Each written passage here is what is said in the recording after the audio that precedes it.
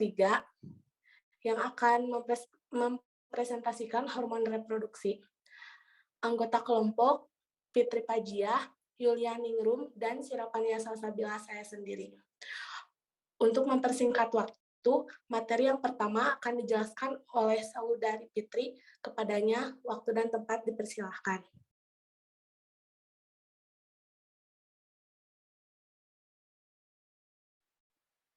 Hormon reproduksi. Hormon reproduksi dibuat di testis, ovarium, dan adrenal cortex yang berguna dalam pembentukan sperma dan ovum. Hormon reproduksi bersifat anabolik. Hormon reproduksi disekresi oleh kelenjar adrenal. Hormon reproduksi seperti androgen dan estrogen berasal dari sel-sel zona reticularis dan zona fasciculata yang berperan dalam pembentukan sifat seks sekunder. Ibu mohon maaf.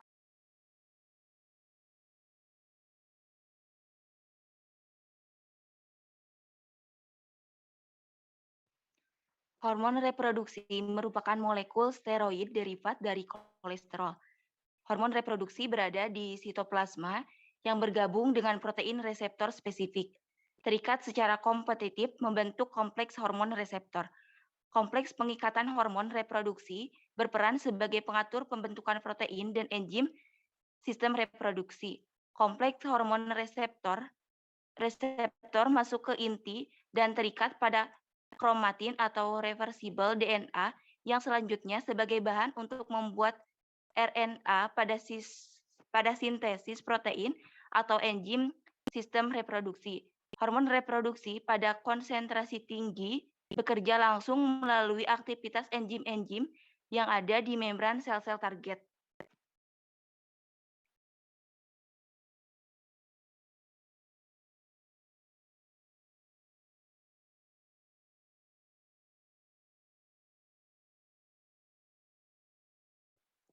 Di sini terdapat gambar otak manusia.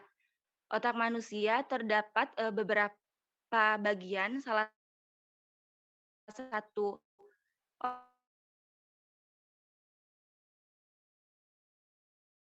otak bagian depan dan salah satu bagiannya adalah hipotalamus.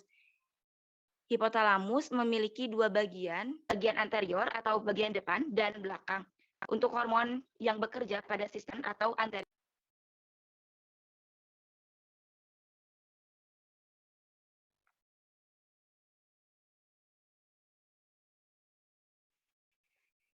Mekanisme hormon pada pria. Hipotalamus menghasilkan GnRH atau gonadotropin hormon supaya hipofisis anterior ini bisa bekerja untuk menghasilkan PSH dan LH. Hormon PSH ini bekerja disebut dengan tubulus seminiferus atau sperma atau biasa disebut dengan proses spermatogenesis. Selain berperan dalam menghasilkan ABP, sel Sertoli ini berperan juga dalam memberikan nutrisi pada spermatozoa. Kemudian, next Bu.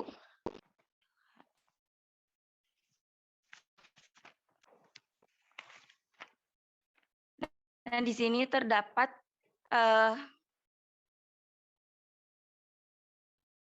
keberadaan tubulus seminiferus dan sel Sertoli. Ibu di next lagi. Mekanisme hormon pada wanita, hipotalamus mengeluarkan GnRH agar memicu hipofisis anterior supaya menghasilkan FSH. Di dalam ovari, FSH akan dibentuk follicle degrad yang akan menghasilkan hormon estrogen yang berfungsi untuk merangsang kelamin sekunder dan pertumbuhan dinding endometrium. Kemudian, estrogen akan mengirim sinyal ke hipofisis anterior supaya menghambat kerja FSH bersamaan dengan estrogen memicu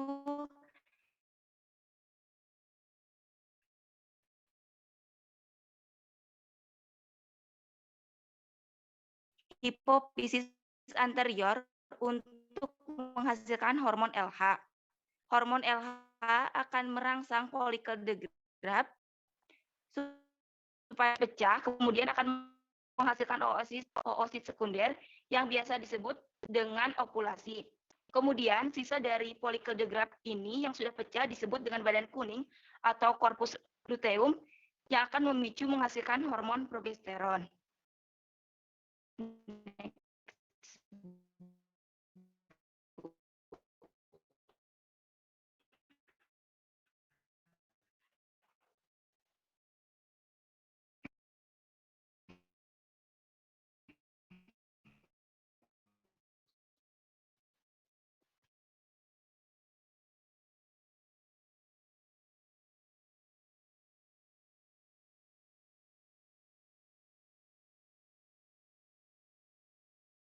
Mana lagi?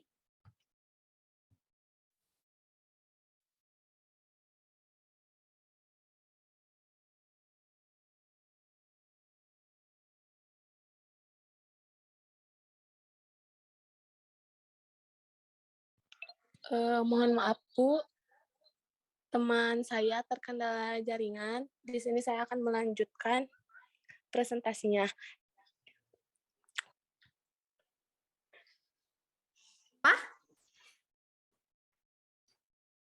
Kenapa?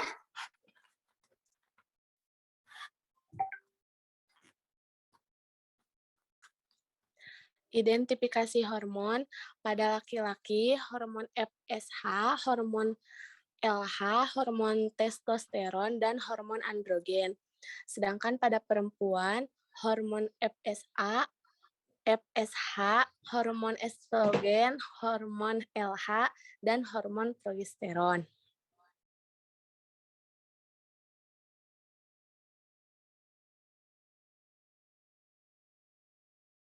Maaf Bu, slide-nya di next. Di sini ada farmakologi obat.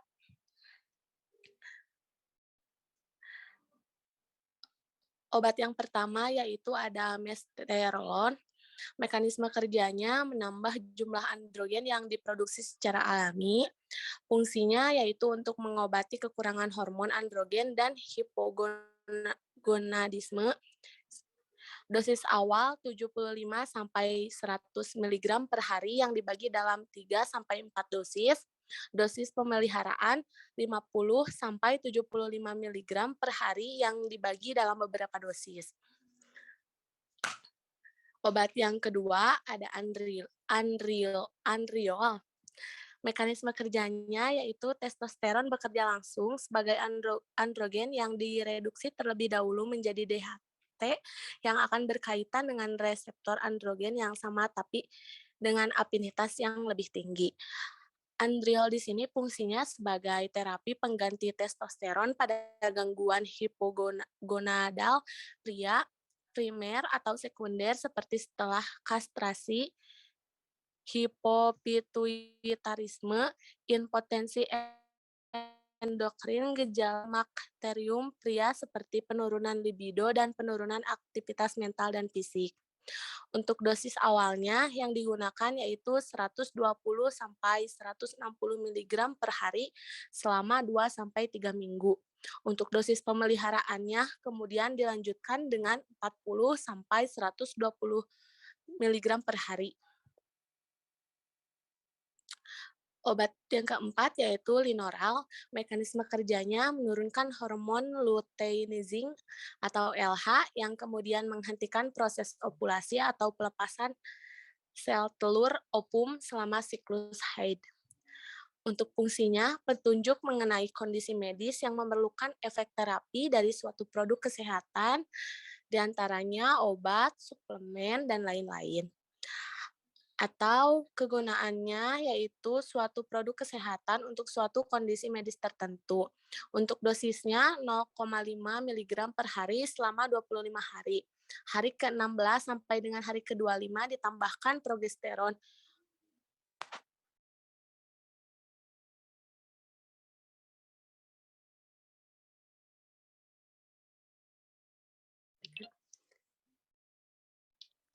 Obat yang selanjutnya yaitu Primolut-N. Mekanisme kerjanya untuk menunda menstruasi adalah dengan menguatkan lapisan dinding rahim. Fungsinya untuk gangguan menstruasi, endometriosis, mengubah waktu menstruasi untuk mengatasi siklus haid yang tidak teratur. Untuk dosisnya, pendarahan disfungsional 3 kali sehari 1 tablet, Primolut-N 5 mg selama 10 hari. Sindrom permenstruasi dan mastopati klinik digunakan 1-3 kali sehari 1 tablet selama fase luteal dari siklus menstruasi.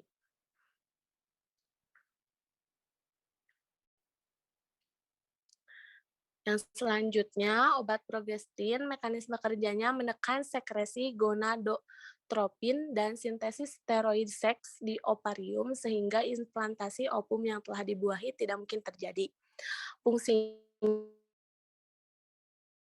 serta menjadi anti hormon saat untuk dosisnya amenorea 400 mg per hari selama 10 hari. Dysfunctional uterine bleeding 400 mg per hari selama 10 hari. Terapi pengganti hormon saat menopause 200 mg 1 kali sehari setiap malam selama 12-14 hari. Mungkin sekian yang dapat kelompok kami sampaikan. Mohon maaf apabila banyak salah kata dan kekurangan. Apabila ada hal yang ingin ditanyakan atau didiskusikan, bisa langsung saja dinyalakan mikrofonnya. Terima kasih. Silakan dari kelompok lain atau dari kelas lain ada yang mau ditanyakan? Silakan.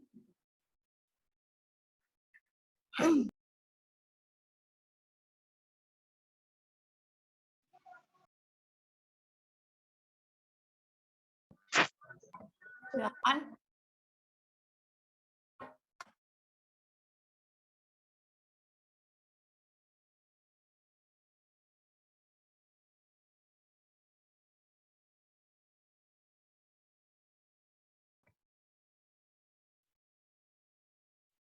Silakan dicari ya kelompok 3 untuk jawabannya atau yang lain juga kalau mau menjawab boleh.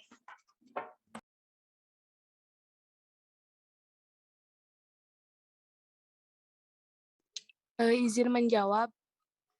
Silakan. Jika tadi tuh pertanyaannya menggunakan KB ya.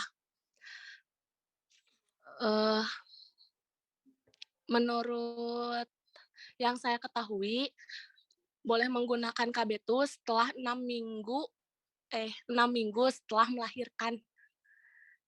Mohon dikoreksi apabila ada kesalahan.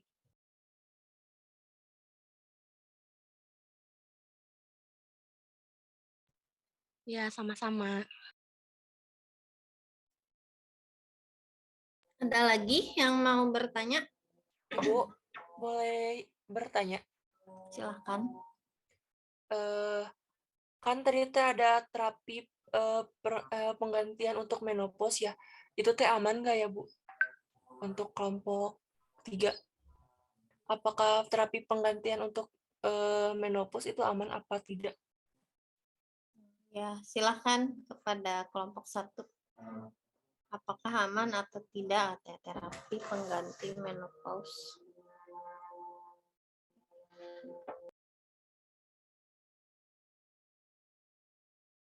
Ada lagi yang mau bertanya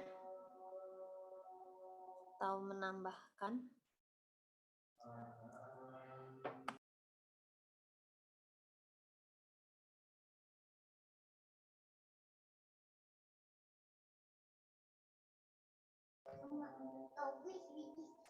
Yang lain ada yang bisa menjawab?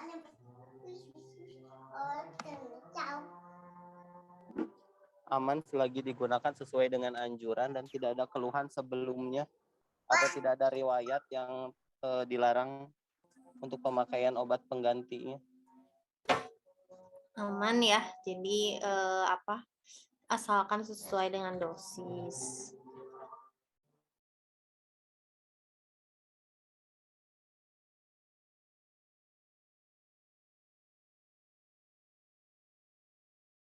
Lagi pertanyaan terkait yang tadi sudah dipresentasikan?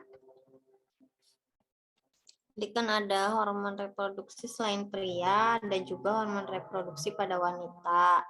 Kalau mekanismenya sebetulnya untuk hormon reproduksi itu hampir sama dengan hormon tiroid ya yang minggu lalu Ibu jelaskan. Jadi kalau hormon itu kuncinya adalah keseimbangan. Jadi ketika hormon di dalam tubuh itu berlebih atau kurang, pasti akan menimbulkan penyakit. Nah, untuk terapinya, kalau misalkan hormon di dalam tubuh kurang, berarti itu tadi ada terapi pengganti. Jadi ada asupan hormon dari luar dalam bentuk obat. Tapi kalau misalkan berlebih, hormon di dalam tubuhnya, maka harus ditekan dengan hormon yang istilahnya antagonisnya atau efek atau mekanismenya itu kebalikan dari hormon yang akan ditekan kayak gitu. Karena kan produksi hormon itu pengaturannya di otak ya. Jadi semuanya itu harus seimbang dan diaturnya juga oleh otak. Ketika otak merespon si hormon di dalam tubuh kita berlebih, itu sebetulnya secara otomatis harusnya otak kita itu memerintah untuk menyeimbangkan kembali hormon di dalam tubuh, karena kalau berlebih atau kurang itu pasti akan timbul berbagai penyakit ya. Jadi ketidaknormalan pada sistem reproduksi baik pria maupun wanita. Kalau pria tadi hormonnya kan testosteron dan androgen yang mendominasi ya. Kalau yang wanita itu estrogen dan progesteron. Tapi pada masing-masing pria atau wanita sebetulnya pria juga ada hormon estrogen, cuman kadarnya itu hanya sedikit ya, tidak mendominasi. Kalau yang wanita juga ada tapi tidak mendominasi juga gitu. Kemudian kalau untuk obat-obatnya ya kurang lebih ada yang menambah jumlah hormon, ada yang mengurangi jumlah hormon tergantung dari penyakit atau indikasinya. Tuh. Kalau dosisnya biasanya untuk hormon itu kecil-kecil ya, 5 mg, ada yang 0,5 mg itu biasanya untuk obat KB dalam satuan miligram kebanyakan gitu ya untuk dosisnya. Gitu. Kemudian untuk mekanismenya ya sebetulnya hormon itu kan dalam tubuh kita udah diproduksi secara alami ya, cuman kan ada gangguan, kalau ada gangguan baik di saluran organ reproduksinya atau di pengaturan hormonnya, yaitu dua-duanya obatnya sama. Apakah penyakitnya itu mengalami kelebihan atau kekurangan ya berarti tinggal diseimbangkan saja gitu si kadar hormonnya. Seperti itu sih ya. Ada yang mau ditanyakan lagi? Ya, silahkan Randy. Kalau misalnya ada kan kalau orang yang mengonsumsi pil KB tuh Bu, nah dia tuh kan kayak nggak makan sehari itu teh, kenapa harus ngulang lagi dari awal? Ya, ulang lagi apanya? Konsumsinya. Iya Bu, misalnya dari tanggal 1 tuh kelewat, nah itu teh harus ngulang lagi kan? Kalau nggak salah mah ya. Kenapa itu teh? Ada yang tahu kenapa? Ya. atau itu? Sebenarnya bukan ngulang kali Bu, jadi dilewat Iya. aja. Jadi kalau misalkan itu dosisnya itu 1 kali 24 jam, jadi untuk pemakaian rutin. Jadi kalau misal dosis sehari terlewat, jadi dilanjutkan untuk hari berikutnya. Jadi dosis itu sudah terlewat, ya udah dilewat aja gitu Iya. Bu, kalau nggak salah. Kalau Jadi yang bukan harus ngulang diulang. itu biasanya yang untuk antibiotik ya, kayak TBC ya. Kalau Iya, TBC untuk obat flek paru kayak gitu baru itu ya, diulang. flek itu diulang. Tapi kalau hormon, kalau misalkan terlewat atau lupa, misalkan untuk pencegahan kehamilan, berarti kalau terlewat ya berarti ada resiko kehamilan kayak gitu. Kalau terlewat gitu, jadi nggak diulang sih. Jadi lebih ke dia mau mencegah kehamilan atau mau menyeimbangkan hormonnya pada saat itu juga. Kalau misalkan terlewat ya berarti nanti ada ada hal-hal yang tidak diinginkan, apakah terjadi kehamilan atau munculnya gejala penyakit akibat hormon tadi gitu. Jadi nggak diulang sih ya. Kalau diulang nggak diulang sih. Atau yang pil 30 hari itu ya, berarti dari hari pertama lagi gitu. Enggak sih kayaknya kalau hormon Enggak, mah ya.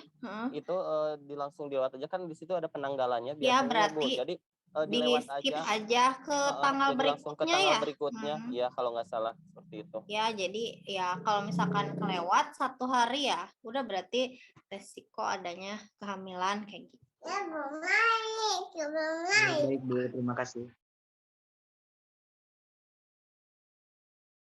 Bye-bye.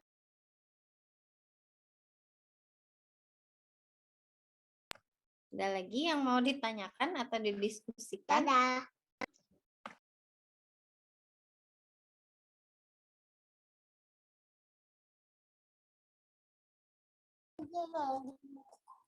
Ya, ada pengaruh ya. Jadi kalau dari konsumsi pil KB itu ada beberapa yang efek sampingnya ke berat badan, jerawat, dan ini headnya tidak lancar. Ada juga yang efek, tapi itu yang KB-nya secara oral ya, jadi minum dalam bentuk tablet itu biasanya, karena kan mencegah, ada yang meningkatkan salah satu hormon tertentu ya, kayak mencegah kehamilan itu kan dia meningkatkan hormon progesteron ya kalau nggak salah. Nah,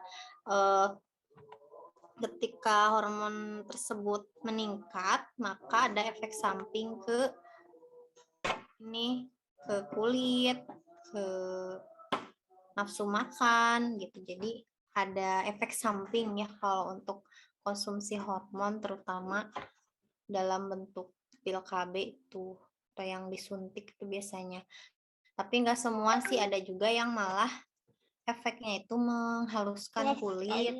Ada yang jadi tidak semua obat hormon itu menimbulkan kegemukan ya, tapi ada sih beberapa gitu. Kayak gitu ya.